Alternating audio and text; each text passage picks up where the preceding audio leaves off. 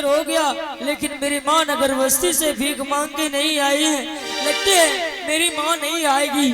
ठीक है, मेरी माँ नहीं आ रही है। जिस रास्ते से मेरी माँ गई है भीख मांगने के लिए, उसी रास्ते से मैं भी जा रहा हूँ माँ की खोज में। आओ चलिए माँ, चलिए हो भैया जी, मैया के होला जब आओ भैया जी, मैया बोला हो तब आओ भैया जी, डाली फेरी अताली होता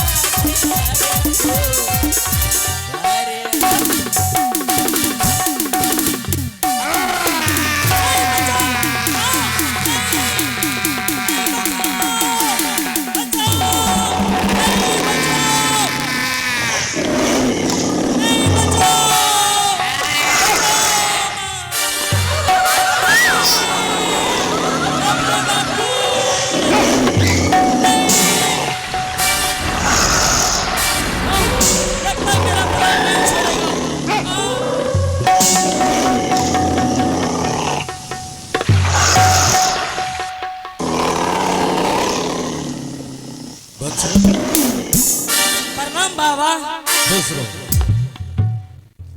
इस जंगल में तुम क्या करने के लिए आए? बाबा मेरी माँ गई थी भीख मांगने के लिए, मैं अपनी माँ की खोज में गए थे बाबा। तुम्हारी माँ भीख मांगने के लिए गई है? हाँ। और तुम उसी को खोजने के लिए जा रहे हो? हाँ, अपने माता जी के खोजने में जा रहे थे। तुम नहीं जानते हो कि इस जंगल में बड़े बड़े जानवर हैं? मैं नहीं जानता था। ये तो सही वक्त पर नहीं आता तो तुम्हारा जीवन नहीं बचता। हाँ बाबा, मेरा जीवन नहीं बचता। ठीक है बच्चों, ऐसा भूल कभी नहीं करना।